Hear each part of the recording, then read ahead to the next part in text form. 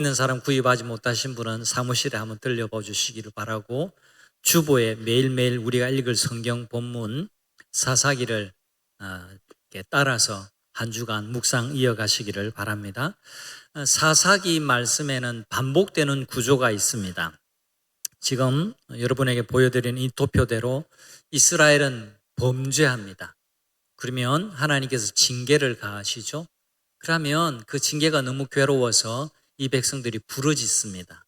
하나님, 잘못했습니다. 용서해 주세요. 그러면 하나님께서 이들을 구원해 주시는데, 하나님의 구원의 방법이 사사를 세우셔서 이 사사로 하여금 외적의 침입을, 외적의 압제를 물리치게 하시고 구원해 주시는 겁니다.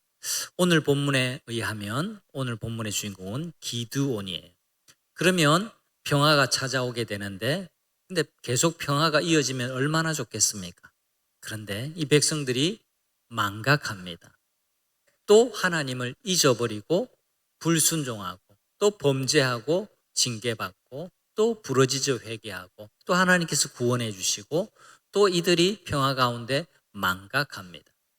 이 반복되는 구조가 6번이나 계속 사사기에 나오는데, 이건 그냥 동그라미 원이 아니라 아래쪽으로 흐르는, 그러니까 나선형 하강 구조로 되어 있는 것이 사사기 이야기의 구조입니다.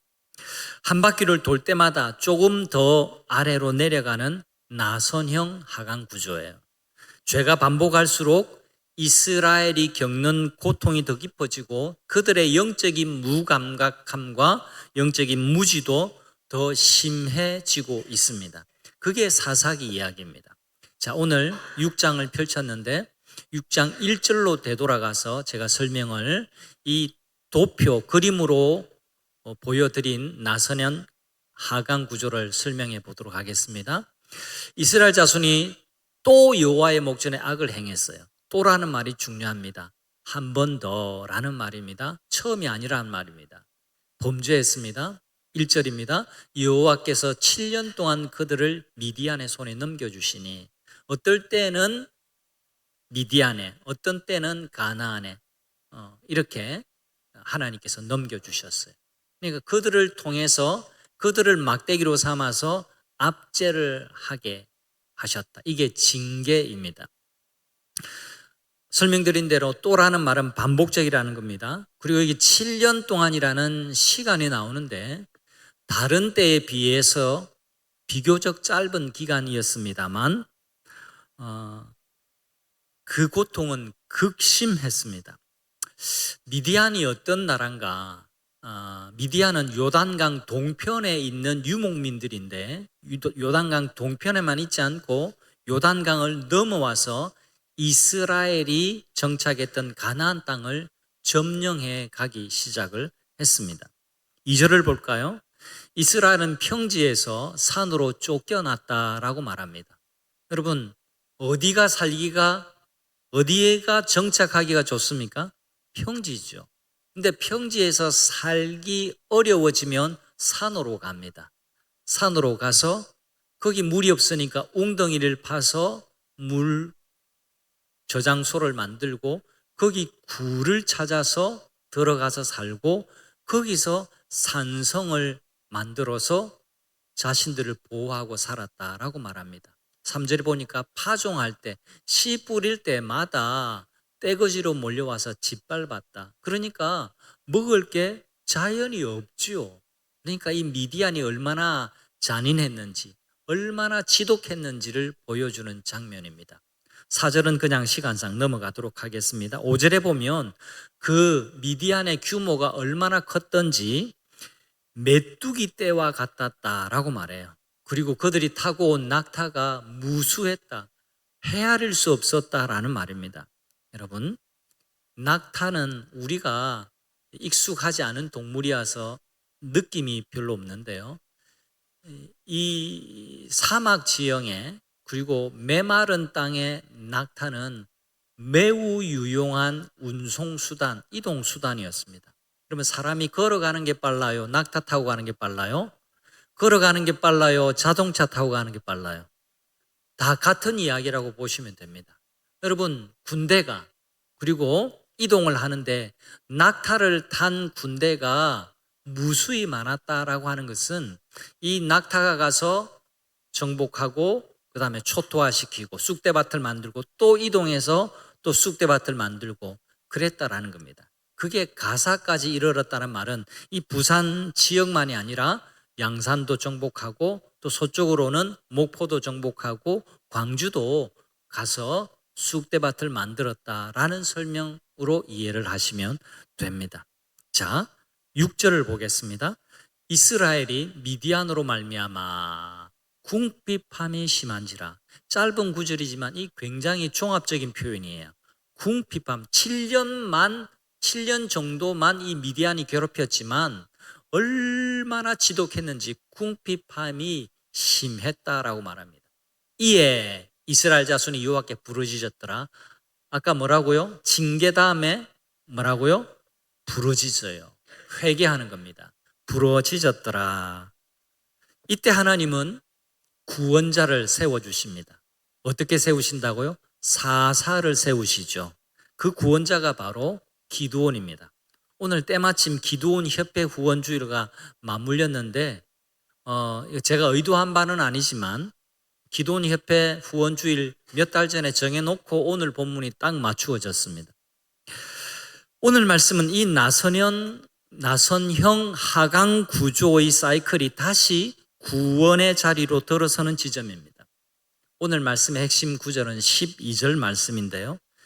기드온을 하나님이 부르시는 거예요. 구원자로 콜링하시는 장면인데 이 이야기에서 하나님이 우리를 향한 마음이 어떠한지를 함께 살펴보고자 합니다.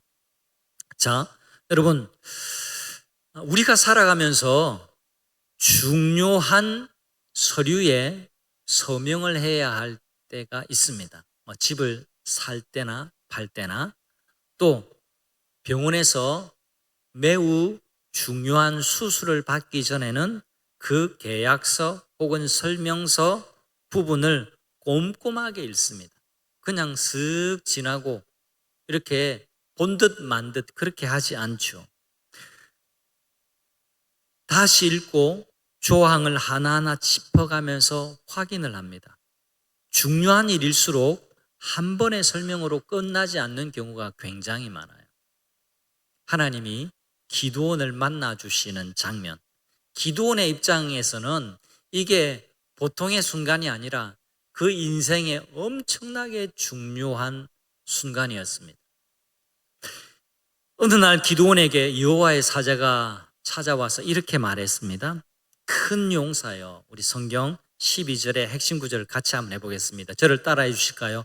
큰 용사여, 여호와께서 너와 함께 계시도다. 처음부터 끝까지 해볼까요? 큰 용사여, 여호와께서 너와 함께 계시도다. 누구에게 찾아가서 주신 말씀이라고요? 기드온에게. 그런데 여러분, 자기 일 아니라고 이 말씀을 그냥 맹송맹송하게 읽으면 안 됩니다. 우리 모두가 기드온이 지금 되어보는 거예요. 심정이 기드온이 되어보는 거예요. 기드온의 심정이 되어보면 이 말씀은 기드온이 감당하기엔 너무 큰 소식이에요. 아니, 지금은 미디안이 우리를 짓밟고 있고 남아있는 게 하나도 없는 이런 상황이고 나는 원래 용사도 아니었는데. 자, 조금 뒤에 한 번 더 설명하겠습니다만 이때 기드온이 뭘 했느냐? 12절 앞에 11절을 여러분 눈으로 보실까요? 여호와의 사자가 아비에셀 사람 요아스에게 속한 오브라 이르러 상수리나무 아래 앉으니라. 마침 그러면서 카메라 앵글을 기드온을 비춰주는데 기드온의 첫 번째 등장 모습이 뭔지 보세요. 요아스의 아들 기드온이 미디안 사람에게 알리지 아니하려 하여 말을 더 정확하게 설명하면 들키지 않으려고 밀을 포도주 틀에서 타작하더니. 여러분, 미디안이 무서워가지고 몰래 숨어가지고 이 밀을 까부르고 이렇게 타작하면서 먹고 살아보려고 그렇게 하고 있는 이 부끄러운 장면 속에 이 장면 앞에 여호와의 사자가 나타나서 큰 용사여 여호와께서 너와 함께 계시도다. 이렇게 이 엄청난 말씀을 하는 겁니다. 기드온에게 이 말씀이 어리둥절하지 않을 수가 없었습니다. 여기 큰 용사라는 건요, 그냥 말하기 좋고 멋진 말이 아니라 큰 용사라는 말은 군사적으로 탁월하고 출중한 전사를, 이 군인을 가리키는 말입니다. 자, 11절 우리가 방금 보았습니다. 기드온의 지금의 상황과 전혀 어울리지 않는 호칭입니다. 큰 용사라니요. 지금 포도주 틀에 거기에 숨어 들어가지고 뭐 좀 먹고 살아보려고 타작하고 있는 그런 나약하고 소심하고 위축된 사람인데 큰 용사라니요. 장군이라니요. 전사라니요. 이 말씀에 어리둥절하지 않을 수가 없습니다. 그러면 왜 여호와의 사자는 기드온에게 이렇게 말했을까요? 기드온은 지금 용사의 모습이 아닙니다. 한 번 더 강조하지만 오히려 주눅들고 위축된 모습입니다. 하나님이 사람을 잘못 찾아오신 건 아닐까요? 아닙니다. 하나님께는 그럴 리가 없습니다. 하나님의 말씀을 좀 더 유심히 살피면 그 이유를 알 수가 있습니다. 하나님은 포도주 틀에서 밀을 타작하고 있는 기드온을 찾아오셨어요. 말씀드린 대로 곡식 타작은 어디서 하는 게 정상적입니까? 우리 다 알죠. 넓은 마당이나 들판에서, 그죠? 볕단에서 훑어내고 이렇게 까부르고 그러면서 쭉정이는 날려보내고 곡식을 이렇게 수확하는 게 타작입니다. 그런데 포도주 틀이라니요. 포도주 틀, 우리 잘 익숙하지 않죠. 포도주 틀은 큰 드럼통이라고 생각하시면 됩니다. 허리춤에, 가슴처음에 이렇게 포도주를 머금고 담아 놓아야 되니까. 그러니까 그 안에 들어가면 잘 보이지 않는단 말입니다. 타작은 포도주 틀 안에서 하는 게 아니었어요. 곡식을 빼앗길까봐 전전긍긍하는 기드온의 모습, 이것이 우리가 기드온을 처음 대면하는 첫 장면이라는 겁니다. 그런데 그에게 큰 용사여 여호와께서 너와 함께 계시도다 라는 하나님의 초청장이 날아왔습니다. 여러분 생각해 보십시오. 우리가 초청하는 사람이라면 인간적인 조건을 따졌을 겁니다. 이 사람이 정말 전사의 소질이 있는지, 앞으로 이스라엘 군대를 잘 이끌어 갈 수 있는지, 용감한 사람인지, 집안의 가문은 좋은지, 가지고 있는 재력은 얼마든지 있는지 따졌을 겁니다. 그러나 늘 기억하십시오. 하나님은요, 조건으로 사람을 택하지 않으십니다. 쓸만한 사람인지, 가진 게 많이 있는지, 스펙이 괜찮은지 그걸 먼저 따져보고 사람을 부르시는 분이 아니라는 겁니다. 그래서 구원을 이루어 가시는 하나님은 언제든지 놀랍습니다. 하나님이 하시는 일은. 다시 12절 말씀을 주목해 보십시오. 우리말로는, 자, 짧은 구절이면 핵심 구절입니다. 한 번 더 해볼까요? 큰 용사여, 시작. 큰 용사여 여호와께서 너와 함께 계시도다. 우리말로는 큰 용사여 하고 먼저 부릅니다. 혹격이 앞에 있어요. 이게 우리말 문법이에요. 우리말 버릇이에요. 저를 만나러 오셨을 때 목사님 하고 하실 이야기를 하죠. 할 이야기를 하고 목사님 하고 느낌표로 말하지 않아요. 그게 우리말 법이에요. 근데 성경 원어를 보면 좀 달라요. 성경 원어에는 큰 용사여 이렇게 시작하지 않고 여호와께서 너와 함께 하시도다 큰 용사여 이렇게 기록이 되어 있습니다. 이 부분이 중요합니다. 기드온이 용사이기 때문에, 기드온의 자질이 되기 때문에 하나님이 찾아오셨고 그에게 함께, 그와 함께 계신다라고 말씀하는 게 아니라 오히려 그 반대입니다. 하나님이 나약하고도 연약한 기드온과 함께 하시기 때문에 이 장소에서부터 기드온이 큰 용사가 된다라는 말씀입니다. 그는 포도주 털에 숨어 떨고 있고 스스로 보기에도 아무것도 아니었던 사람이었습니다. 그러나 여호와께서 그의 곁에 서시는 순간 그는 정말로 큰 용사가 되었습니다. 할렐루야. 기드온을 규정한 것은 그의 능력이 아니었습니다. 그의 자격이 아니었어요. 그의 자질도 아니었습니다. 기드온을 기드온이라고, 기드온을 큰 용사라고 규정한 것은 그의 곁에 서신 하나님이셨어요. 이것이 중요합니다.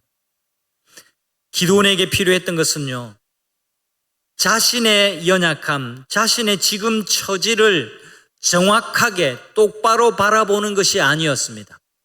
기드온에게 정말 필요했던 것은 그와 함께 하시겠다고 약속하신 하나님을 지금 믿는 것이었어요.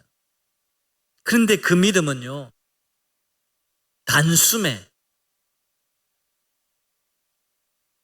단번에 그에게 형성되지 않았습니다. 하나님은 이 어리둥절을 해하고 믿지 못하는 기드온을 포기하지 않으세요. 오늘 우리가 길게 읽었던 이유가 여기에 있습니다. 여호와께서 너와 함께 계시도다 큰 용사여, 이 말씀 앞에 그래요? 하나님, 제가 나서 보겠습니다. 나를 큰 용사로 불러주시는군요. 용기 백배 일어났던 게 아닙니다. 6장을 읽어보면 도무지 믿기지 않아서 하나님, 내게 표적을 보여주세요. 저는 아닙니다. 저를 사사로 세우신다고요? 제가 큰 용사라고요? 도무지 믿을 수 없습니다. 라고 반응하고 표적을 구해요.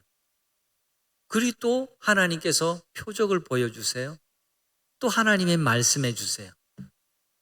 나중에 비로소 믿게 됩니다.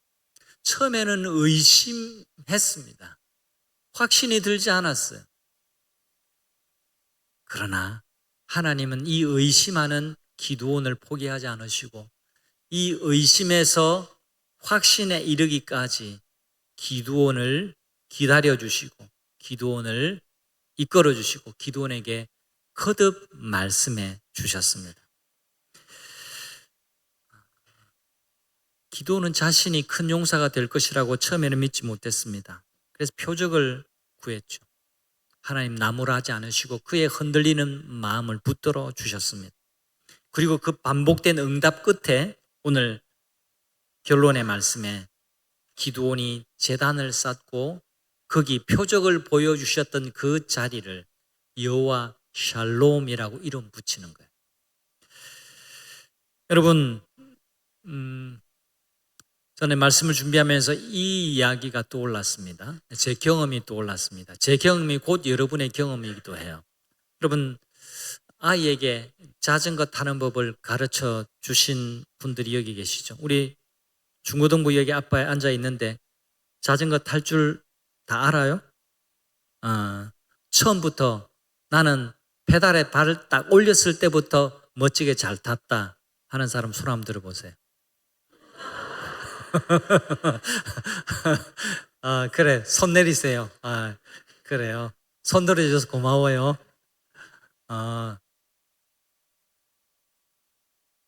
당황스럽네요, 지금. 오늘 처음 등록한 김진. 아기 때부터 자전거 처음부터 잘 탔어요. 내가 너무 당황스러워서 말이 더듬거린다. 처음부터는 못 탔잖아. 연습 좀 하고 탔지, 그치? 좀 그렇다 해줘. 여러분, 처음부터 잘 타는 사람은 없어요. 저희 아들도 많이 넘어지고 또 많이 떨고 막 그랬습니다. 그때 보너스로 아내도 좀 태워주려고, 아니 가르쳐 주려고 했는데 그러다가 제가 이혼할 뻔했습니다.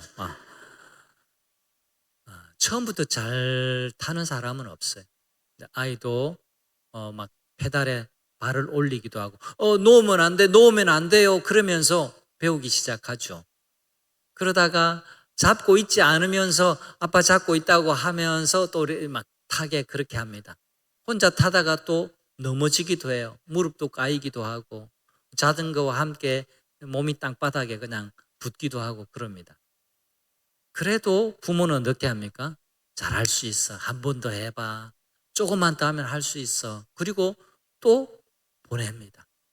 여러분, 우리 믿음 생활도 사실은 그래요. 여러분, 목사가 이 앞에 서 있다고 목사가 처음부터 잘 믿었을 거라고 생각하실 필요는 없습니다. 그건 오해입니다. 그 어떤 사람도 처음부터 하나님을 완벽하게 믿는 사람은 없어요. 기드온의 이야기로 돌아가 볼까요? 기드온도 하나님의 말씀을 처음 믿을 수가 없었습니다. 의심이 되었습니다. 받아들일 수가 없었습니다. 그래서 하나님께 시험을 했습니다. 하나님 표적을 보여주세요. 하나님 표적 보여주시고 또 하나님이 믿음을 더해 주셨어요. 기다려 주셨다라는 겁니다. 의심에서 확신에 이르기까지 하나님이 기다리셨어요. 하나님이 성격이 급해가지고 못 믿겠다고 기도원 그러면 내 다른 사람에게 갈게 그렇게 하신 게 아니라는 겁니다. 하나님이 마치 자전거를 배워주는 부모와 같이 그렇게 해주셨어요. 한 번에 선언으로 끝내지 않으시고 기드온이 흔들릴 때마다 다시 말씀하시고 또 다시 표적을 보여주셨습니다. 성도 여러분, 우리의 믿음도 그러한 방식으로 자라납니다.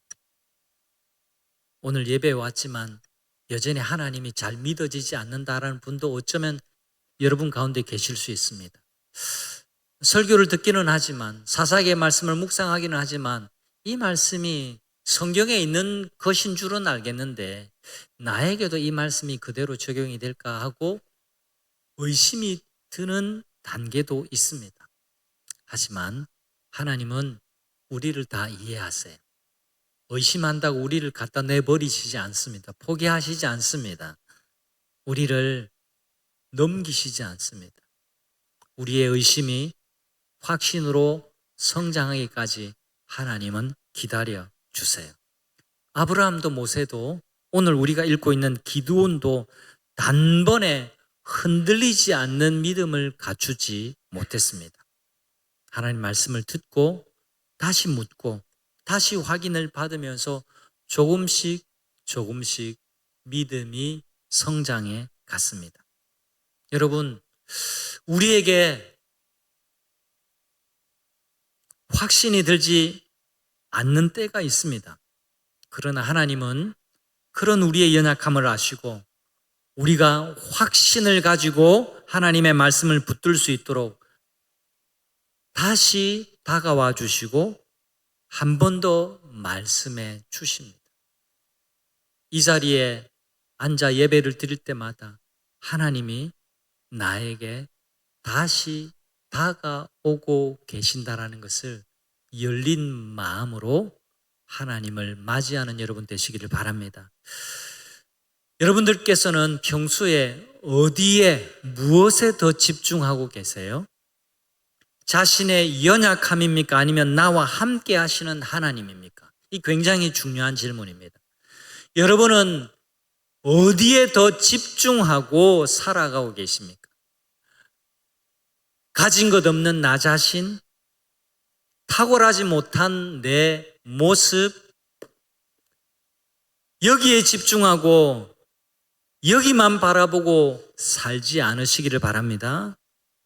나와 함께 해주시는 그 하나님, 나에게 격려해 주시는 하나님, 나를 귀한 자리로 불러주시는 하나님의 그 손길에 더 집중하고 그것을 바라보고 살아가시기를 주님의 이름으로 축원합니다. 그게 믿음 생활이에요. 믿음 생활은 교회에 나와 앉아 있는 이게 믿음 생활이 아니라 나와 함께하고 계신 하나님을 느끼면서 살아가는 것, 그게 믿음 생활입니다. 지금 말씀은 들었는데 여전히 믿어지지 않습니다 라고 하는 분이 계십니까? 의심하고 있는 자신, 확신을 붙잡지 못하는 나 자신의 모습 때문에 낙심하지 마시기를 바랍니다. 저는 오늘 어쩌면 독특한 이야기를 하고 있을지 모르겠습니다. 괜찮습니다. 낙심하고 있는 모습, 단번에 하나님 말씀이 믿어지지 않는 여러분의 그 모습 괜찮습니다. 그것이 어쩌면 자연스러운 모습이에요. 우리는 의심 많은 사람인 것을 늘 인정하며 살아야 돼요. 우리가 하나님이 아니라는 사실을 늘 알아야 됩니다. 하나님은 여러분이 단번에 완벽하게 믿기를 요구하시는 분이 아닙니다. 오늘도 말씀으로, 예배로, 사람을 통해서 우리에게 더 가까이 다가오고 계시다는 것을 믿으십시오. 여러분, 예수님의 제자 도마도 그랬습니다.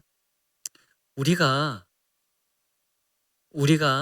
자칫 성경에 나오는 사람들을 볼 때 오해할 수 있습니다. 그들이 처음부터 완벽했다라는 그런 오해할 수 있는데 그렇지 않다라는 것을 예수님의 제자들 이야기에서 우리는 많이 확인할 수 있습니다. 여러분, 부활하신 예수님에 관한 소식을 듣고 그 자리에 없었던, 또 예수님이 찾아오셨던 그 자리에 없었던 예수님의 제자 도마가 이렇게 말합니다. 나는 못 믿겠어. 나는 못 믿겠어. 예수님 부활하셨다고 나는 못 믿겠어. 내 손가락을 그 못자국에 넣어보지 않고서는 나는 못 믿겠어. 그랬습니다. 8일이 지나고 난 다음에 예수님께서, 저는 믿습니다, 일부러 도마에게 한 번 더 나타나 주셨어요. 제자들을 한 번 더 찾아오셨습니다. 저는 도마를 위한 방문이 아닐까도 생각해 봅니다. 예수님 찾아오셔서 도마를 만나 주십니다. 도마 마음 가운데 어떤 의심과 어떤 회의와 어떤 불안감이 있는지 아셨습니다. 그리고 도마가 한 말도 예수님은 하나님이시니까 다 아시죠. 그리고 예수님께서 손을 내밀어서 못자국 난 손을 내밀어 보여주셨습니다. 그리고 너의 손가락을 내 옆구리에 넣어 보아라고 말씀해 주셨습니다. 너 못 믿는다고? 다른 사람들은 그렇게 반응 안 하는데 너는 꼭 그렇게 해야 되겠니? 라고 말씀하신 게 아니라, 도마야, 그렇니? 그러면 한번 넣어보아라. 확인해봐. 그리고 의심하는 자가 되지 말고 확신을 가진 자가 되거라 라고 말씀하신 겁니다. 그때야 도마는 고백합니다. 도마가 이렇게 말했습니다. 놀라운 신앙의 고백입니다. 나의 주님이시요 나의 하나님이십니다. 여러분, 이 고백은 보통의 고백이 아닙니다. 부활하신 주님을 그제서야 나의 주인이십니다. 그리고 당신은 하나님이시군요. 기드온에게, 도마에게 하나님이 그러셨던 것처럼 오늘날 우리에게도 하나님이 이렇게 말씀하신다는 것을 잊지 마시기를 바랍니다. 교회를 다녀도, 수련회를 다녀와도, 주일날 예배 빠지지 않고 예배 자리에 나와 앉아 있어도 이 말씀이, 또 하나님의 살아계신 이 사실이 내 마음 가운데 확신이 들지 않을 때도 있습니다. 여러분, 그럴 때마다 의심하는 자신, 또 잘 믿지 못하는 자신을 바라보고 낙심치 마시고, 하나님이 다시금 나를 가까이 부르시는구나. 이 확신의 자리로 하나님께서 이끄실 때에 하나님께로 더 가까이 나아가서 의심을 내려놓고 확신 위에 굳게 서는 여러분들 되시기를 주님의 이름으로 축원합니다. 의심하던 기드온 이야기로 다시 돌아가 봅니다. 도무지 믿지 못하던 기드온이 예물을 드릴 때에 여러분, 바위에서 불이 나온다라는 건요, 있을 수 없는 일이잖아요. 바위는 제단이 아니었습니다. 여러분, 제단에는 불을 띄워서 그렇게 합니다만 바위에서 불이 나와서 그 재물을 불태우는 것을 여러분 보게 되는 겁니다.